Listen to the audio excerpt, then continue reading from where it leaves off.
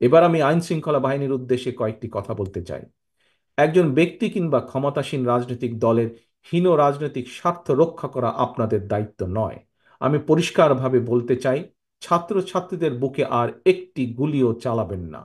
অতি উৎসাহী হয়ে থাকলে নিজের বিপদ ডেকে আনবেন। দয়া করে তা করবেন না। মনে রাখবেন, হাসিনার সময় ফুরিয়ে গেছে, কারণ আবু সাইদরা এখন আর বুক পেতে গুলি নিতে ভয় করে না। সুতরাং মানুষ খুন করে হাসিনাকে আর টিকিয়ে রাখা যাবে না। সারা দেশে ছাত্র ছাত্রী শিক্ষার্থী প্রিয় ভাই ও বোনেরা, 52, 71 কিংবা 90 প্রতিবারই বিজয়ের ইতিহাস রচনা করতে তরুণ যুবক ছাত্র ছাত্রীরাই রাজপথে সামনের কাতারে থেকে নেতৃত্ব দিয়েছে। চলমান আন্দোলনেও ছাত্র ছাত্রীরা বীরের ভূমিকা পালন করে চলেছে।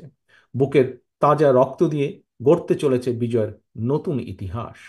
সময়ের সাহসী সন্তান শিক্ষার্থীদের বুক চিতানো প্রতিরোধের মুখে খুনি হাসিনা জনগণের কাছে আত্মসমর্পণের দ্বার প্রান্তে। এখন শুধু সময়ের অপেক্ষা মাত্র।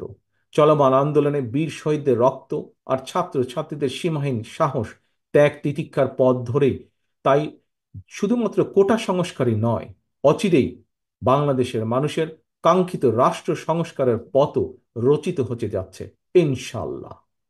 সম্মানিত প্রিয় অভিভাবক বৃন্দ, গত দুদিনে এ পর্যন্ত সারা দেশে প্রায় অর্ধশত ছাত্রছাত্রী শহীদ হয়েছেন।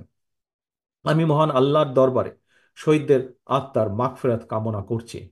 এবার আর কেবল শোক প্রকাশ নয়, শোককে শক্তিতে রূপান্তর করে শহীদদের রক্তের বদলা নেওয়ার এখনই শ্রেষ্ঠ সময়।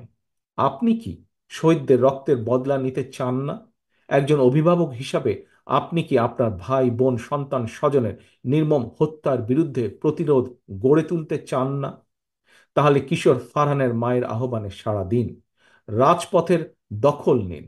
ধানমন্ডির কিশোর ফারহানের বয়স মাত্র 17 বছর ছিল। নরসিংদীর তামিমের বয়স ছিল মাত্র 15। অথচ এই শিশু কিশোররাও হাসিনার খনি বাহিনীর হাত থেকে বাঁচতে পারে নাই। হাসিনা ক্ষমতায় থাকলে নারী পুরুষ শিশু কিশোর কেউ নিরাপদ নয়। খনি হাসিনার বন্দুকের ভয় চুপ করে থাকলে আমাদের ভাই বোন সন্তান স্বজনদের নিরাপদ ভবিষ্যৎ নিশ্চিত করা যাবে না। তাই সন্তানের একজন পিতা হিসেবে সম্মানিত সকল বাংলাদেশের সকল অভিভাবকের কাছে আমার বিনীত আহ্বান, আপনারা রাজপথে নেমে আসুন। ভাই বোন সন্তান স্বজনদের আন্দোলনের পাশে এসে দাঁড়ান, তাদেরকে সহযোগিতা করুন, সাহস দিন। প্রিয় দেশবাসী, খনি হাসিনার ক্ষমতার লোভের কারণে বর্তমানে গার্মেন্টস কর্মী থেকে শুরু করে নোবেল বিজয়ী প্রত্যেকটি শ্রেণী পেশার মানুষ লাঞ্ছিত, অপমানিত, অধিকার বঞ্চিত। এখন আর বসে থাকার সময় নয়। আপনি শিক্ষক, আপনার দাবি আদায়ের জন্য আপনাকে ছাত্রলীগের হেলমেট বাহিনীর সঙ্গে হয়তোবা আপোস করতে হচ্ছে।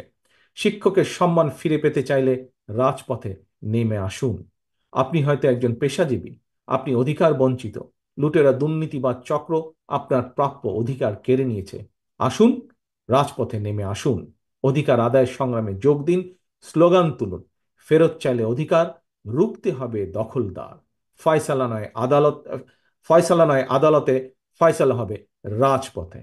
ইনশাল্লাহ সেদিন বেশি দূরে নয়, যেদিন বাংলাদেশ থেকে এই খুনি চক্রকে বাংলাদেশের আপামর ছাত্র ছাত্রীরা বিদেয় করেই ঘরে ফিরবে ইনশাল্লাহ। আল্লাহ হাফেজ।